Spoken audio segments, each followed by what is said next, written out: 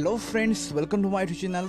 आज विषय हूँ स्तन कर्कट बा ब्रेस्ट कैंसर। आम देश में स्तन कर्कट रोगी संख्या बढ़ुची। नियमित ऋतुस्रावन होगा, बंध्या शिशु को स्तनपान करुवा तथा अधिक बयस संतान प्रसव कर महिला रोग आशंका अधिक बोली अधिकांश डॉक्टर दाबी अटे। शरीर में दीर्घ दिन धरी इस्ट्रोजेन हर्मोन प्रभाव जो यही रोग सृष्टि होची बोली विशेषज्ञ मत अटे। गर्भधारण और शिशु को नियमित स्तन्यपान करने द्वारा शरीर में तैयारी होता यह हर्मोन अधिक कमिजाए और कर्कटर आशंका ह्रास पाई था। अनेक समय स्तन व्यथा हुए, स्तन में हाथ मारे गोटाड़े लगे। यह जे स्तन कर्कट हो ठीक नुहे, तथापि विशेषज्ञ डॉक्टर सहित परामर्श करने उचित। मामोग्राफी परीक्षा द्वारा यही सन्देह दूर होता है। यह एक प्रकार एक्सरे परीक्षा।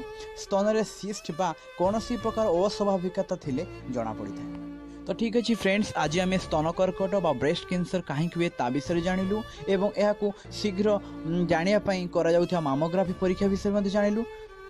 तेणु फ्रेंड्स, यही स्वास्थ्य संबंधी नुआ नुआ तथ्य पर जानापी आम चैनल सहित जोड़ी रुहतु। Please like and subscribe my channel and share to your friends.